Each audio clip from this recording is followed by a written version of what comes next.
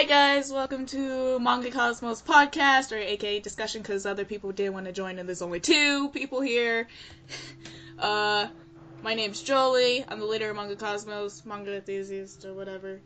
Please introduce yourself. Yo, it's Otto.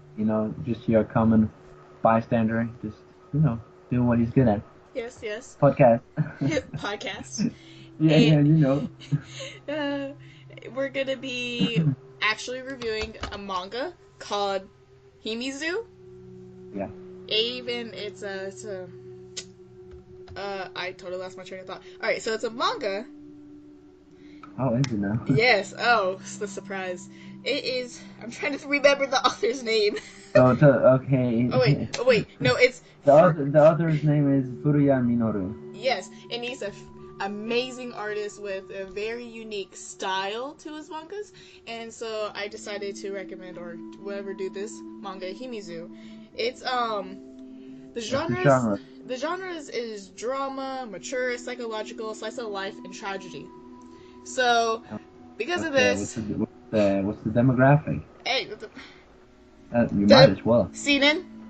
Yeah, Seinen, yeah. Yes. And it is completed. Yep. It has a total... 43 chapters. Yes. Yep. And it has And 4 volumes. Yeah. Date of publication, 2001. In the serialization, it was Young Magazine. So that's a little bit of information about that. Yep. Alright, because of what contents are in the manga, viewer discretion is advised. It has, I guess you could say, sexual themes and what else? Psychological themes. Psychological themes. We're just giving this trigger warning, There's a very, what's the word? I don't know how to explain it other than viewer discretion's advised, because there's a lot of messed up stuff that happens in here. Let's just say it's eerie to the point where your brain malfunctions. Let's just say that. Yes, pretty much.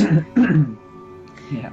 So, as for starters, we're gonna give our first impression of the manga. Otto, do you want to go first? Alright, so so the manga of Himizu, it starts off, very slowly, and when I started this, I had an expectation of, we go through a build up, we go through especially character development. That was what I was thinking, and to be fair, there was a lot of character build up in the first many chapters, maybe 20 or so. Where we follow, yeah, but I was not expecting that much in the start, but hey, the more chapters I got through, I was actually, I wouldn't say I was connected, but I had some kind of, I don't know if it's wrong to say bond, but there was something between me and the main character. It's a thing a lot of the teenagers especially go through. What was he thinking and stuff like that. So it's hey, this is very relatable, and I think it's cool that we go through a character's life and how we view certain I wouldn't say race, but kind of people, like rich people, poor people, and so on. That's what kind of caught me in this manga. We're divided by kinds of people, and yeah, for this manga, it had a lot of realistic aspects to it. At first, when I really started reading this, I just read the description, was like, hey, this sounds like a good manga for the podcast. I haven't read it. I'm sure Otto has read it because he read almost every single manga out there, but I'm sure the other members haven't read it. So I said, this is what we're doing. Sadly, only me and him are here, but we're still doing it.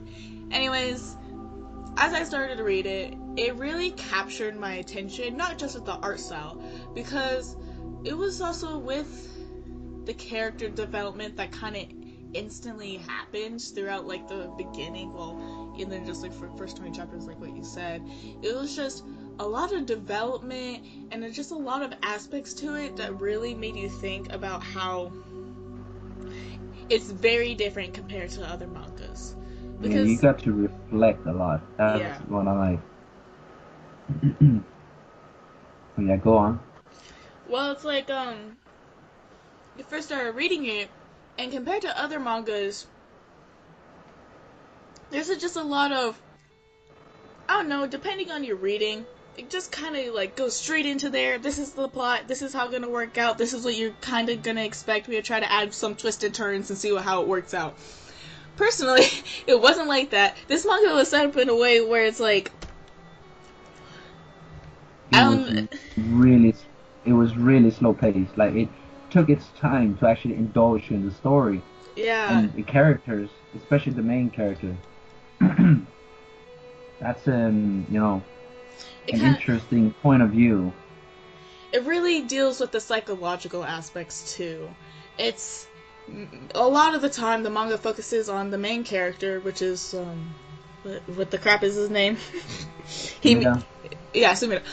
Alright, so Sumida, he pretty much, it's like the main manga is like literally him with the struggles and also a lot of other things, but his mental sanity, like how he dealt with certain situations and how he was breaking down and dealing with his sins and his redemption for those sins. It was very... It's actually very realistic because a lot of teenagers go through such phase where they think thoughts like he did, like, what's the right thing to do now? I've committed this sin. What shall I do to atone for my sins? Exactly. And that's what really brought my attention to this manga. And also the art style. When I first started reading, I read the first chapter before I recommended this manga for the podcast, and the art style really brought me in. It's like, at first it looks more realistic, obviously completely different from whatever I saw, but then you get into like certain facial expressions or like certain moods, and then it's like the exaggeration just all of a sudden pops at you, like their mouths are so wide that you can like fit a fist in it easily. Yeah. Alright, so what were your thoughts when I assigned this manga? Hey, I was happy about it because, as I mentioned, I already read this manga before, a long time ago. Of course. Many years ago, but I just reread it not too long ago, just to check up on it, and it was, as I remember, it was very interesting still. And when you assigned this manga to us, I was like, yes, this is such an excellent manga to like dig into. Like it's such a good meal. It's really. True. It's just like a nice hot new dinner, just like, hey, come and eat me. I'm great. It's new cuisine that wants something. Now, as I already discussed earlier, the plot was pretty slow. Yeah, as I said, it takes about 20 chapters before you actually get properly into the storyline and stuff like that, and the plot itself. Probably because there's like a lot of, I don't know, mental preparation and, of course, but also the psychological atmosphere is also kind of a build-up through the whole manga, but like it takes time to build that up too. Like we have to understand the psychological and mental standing of the whole surrounding by all means through the character and through its surroundings. But I want to say this, even though it is slow, at first, like, really, it wasn't boring, because some people associate some slow mangas or animes as boring, when in reality, this one, even though it had a slow pace to it, it was phenomenally done. Like, it kept my interest. It served a good purpose of being slow paced, because if you just rush through all these juicy details that you get to know in the first 20 chapters, then you just miss half of the manga and you'd be like, what did I even read? True. It's important that this manga went really slow off the bat and just indulged you more and more, and you like you end up actually getting consumed into the story, into the main character Sumida, and the people he meets and what he's going through, like as a whole, like in general. Sorry if you guys hear some munching in the background. I got chocolate and it's really good. So I'm trying to get that too. I'm eating it quietly. You're notifying everyone now. You should have notified everyone at the start. Hi, my name is Jolie and I'm eating chocolate. I'm gonna eat it among a cousin. There you go. No, it's like I've been trying to eat it quietly, but I feel like I'm making noise. Okay?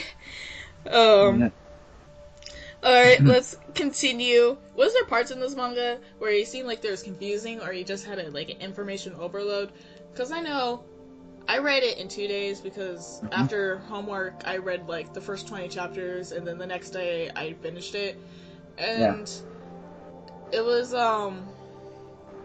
let's say, like with, I don't know if it was because I read it all kind of almost at once, but it kind of just, there's some parts where I had to reread it or it just feels like he had a lot on your plate because he just like, I think it was more one of the scenes when he had like a very complicated thought process of atonement for his sins.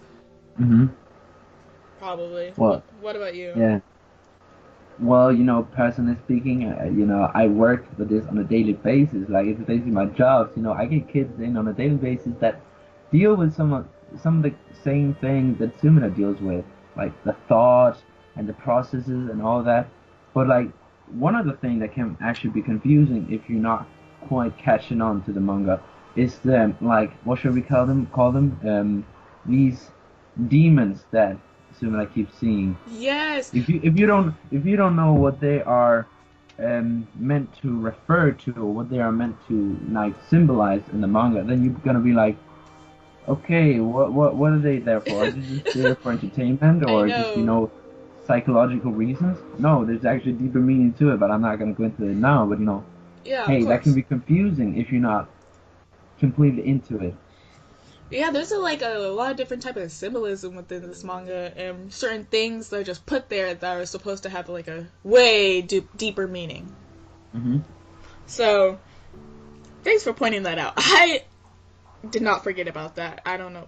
I didn't. Well, it's kind of important. It's actually really important to the story, though. Like, because it's part of Sumida, and you have to understand those parts to like really get to know his character.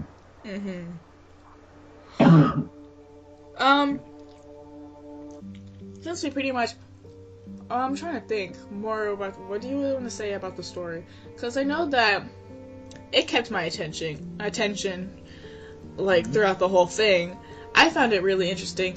It was unique compared to other, like, I think try to psychological ones I read, because compared to others, I don't know, maybe the others I have seen haven't dealt with more the mental aspect of it, but more of probably scarier, gore, crazy situations. Because with Himizu, this one really focused on the sanity of the main character and as a teenager what he went through, and especially how he handles it. It was like fairly different. But I like that he took the perspective from teenager. He took a teenager's perspective. That's what I like about it. Yeah. Oh, but I also liked how from certain scenes he would focus on like other people in his life, like his best friend. Yeah, I liked there were some like side stories within the stories. Like, it didn't have its own chapter or anything, but it's like you follow Sumida in this instant, and then suddenly you jump over to a different event going on with a different character, but it still refers back to Sumida somehow. Yep. That's actually pretty interesting. It is. How they jump back and forth, but there's still a red string between, like it connects. Yeah, like a fate thing that all this. Yeah, like everything's but connected. the red string is just it continues in a pattern that you're familiar with. And not just skipping and it seems fumbled and everything and confusing. It doesn't do that. You know what? Now that I think about it, did we really give a description what's the manga about? I don't know actually, but you know, you might as well just put one in here right now. You know what? Here, description. Maybe you guys are confused. I apologize. So, let me read this description off of Baka Updates. Credit. We do not plagiarize. Alright. Every day in Japan, 2,500 people die due to any number of causes. Do you think you'll be one of those ones to die? No, of course not. Do you think you'll win the lottery? You like to think so. We all would. But Sumada is different. He wants the status quo to remain in every way. Live a normal life, get a normal job, have normal kids, never to be anyone blah blah blah. Fortunate or unfortunate. Yes. Content and normalcy. Anyone who doesn't agree in foolish, doomed to their life scraping up a mountain that they can never conquer, fated to die in despair, wishing things had been better. And pretty much, I won't go any farther, but it's where this guy's like, he wants to live a normal life, but That's basically also how Himizu starts out, like telling us about lower class people, higher class people, and middle class people, and which path you can take. And from Sumada's point of view, he just wants to be goddamn normal. He just wants normal life, everything to be normal. He don't want anything specific, exactly, like on a high pedestal, and he don't want to be scraping the bottom of the sea either. So like, and because his parents are, you know, he was basically raised up in a pigsty, like, you know. Yeah. A dad that was, you know, not much abused, and neither was his mom, you know. Yeah. He was just left there as a 15-year-old. Hey, I got a grudge bye-bye. against his mom. I have a for real grudge against her right now. Oh, she was an asshole. She wasn't. A complete asshole. Like, if there's like a top assholes of moms, then she's pretty up there. She's high up. She's definitely a top 10, no doubt. No doubt. Alright, so let me think. What else? I think that it's... Oh, holy... okay. Yes. Yes, let's go more into this. Do you have any, like... let's go over more of some of the characters. So we know we have Sumada, who wants to be normal, who's the main character and deals with all the psychological and mental sanity stuff. And what the story mostly revolves around. And we already talked about a little bit of his friend, who I completely forget his name, but he reminds me of a monkey. Yeah, his nickname is, if I recall right, his nickname is Jozo. But Yeah. it's not his real name. It's just something Sumada calls him. Because if you look up his name in the manga, his real name has nothing of Jozo in it. So it's like, it's just a nickname he calls him. But yeah. But what's interesting about him is because, like we said earlier, how the story kind of strays off and then connects again with other people's life stories. It strays off and talks about his best friend who has a problem with stealing. But because of a certain situation, he deals with kleptomania. Yes, he does. For those who don't know it, basically you can say they can't keep their fingers to themselves, that they pickpocket stuff, you know, wallets, money in general. Yeah, so let's just say because of that, he gets himself into some deeper things that he does not want to be involved in. Yeah, like at first he's not even aware of the consequences that it can give him, despite having Sumada on his back all the time. Like, if you give me money from your pickpocket achievements, I don't want them. Exactly. Like, he's trying to correct up on his mistakes. Like, he's not trying to be that low in the bottom. Yeah. I also want to mention Sumada's sweetheart, his boo, the loyal girl, my favorite character. Even though I forgot her name. Kazawa? Yes. Or Keiko? Something. I knew it started with K. It's been a few weeks since I read this, so I forgot it. Yes. She is probably one of my most favorite, I don't know, female protagonists in, like, probably that's like a side character in a romance and the main character's a guy or whatever. Like, she's probably one of the most loyal characters I found. Yeah, guys, she's a ride or dyer. She really try to help Sumida, kind of throughout his life and through his situation. She really was there for him, and no matter what he did, she was really just kept on coming back because she loved him. And it wasn't one of that type of annoying girl love, like, oh my god, senpai, I love you, I will never stop loving you, I'm always gonna come to your house. And no, it wasn't like that. She was a very calm and collected character. There's certain things, of course, where she would crack, but she was just a nice chill character and a nice change for a plot where like a girl liked a guy, but she wanted him to notice her. Yeah. You know? But like, I know they were only 15, basically around that age. Yeah. It's like, it's hard to pertain their love as real love, but it's at least a baby step towards that, because it was something different than those, you know, basic shoujos really, he's cute, oh my god, I love him, oh my god. Oh no, please, not that. This was actually a consensual relationship. Yes. Not at first, like, it's just a bit strange, like, yes, they care for each other, but it's showed in a very odd way, sexual way.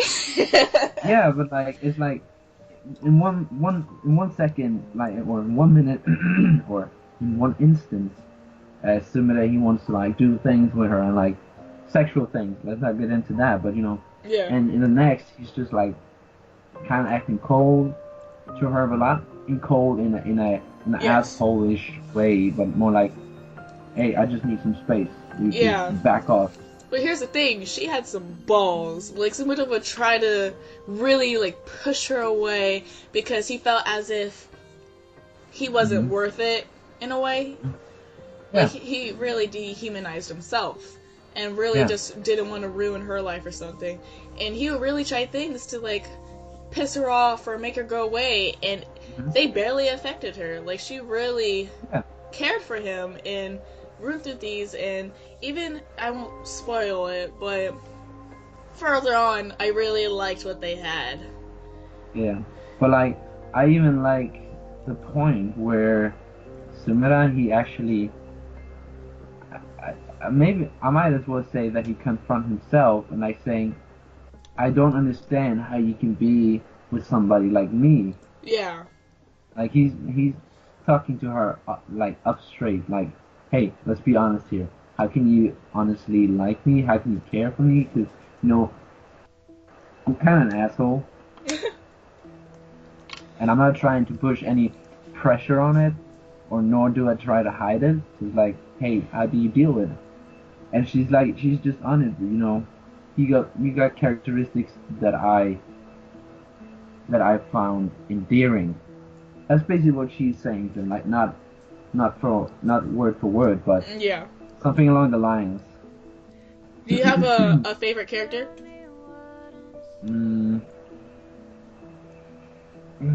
That's a tough question. Like, I think it's like, I liked her as a character of support. I would probably say Kichi. You know, the guy that does manga and stuff. Like, he's really good. Like, he's barely there, but you know, he's a very supportive character. Like, very optimistic, very chill.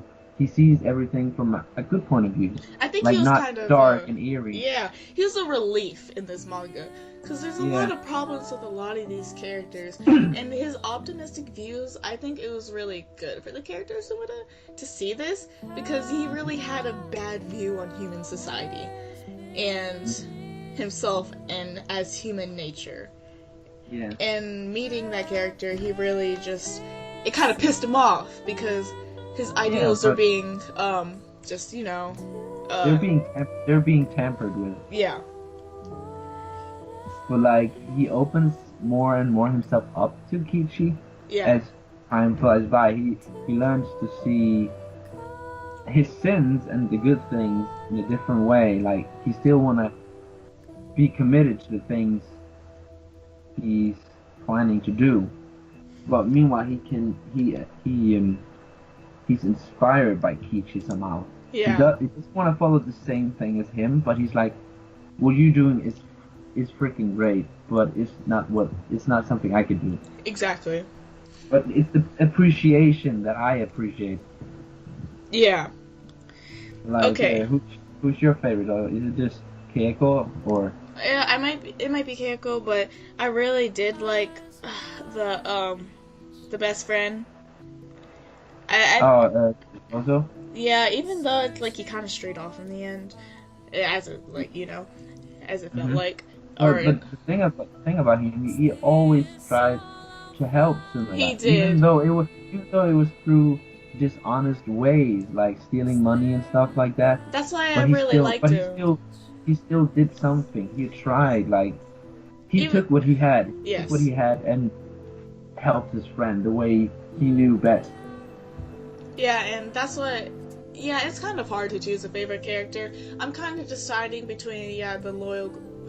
Their names just slip out of my head. The girl that was really loyal, and then the best friend. It's like up and down with those two. What about least favorite character then? Yeah, I was about to mention that.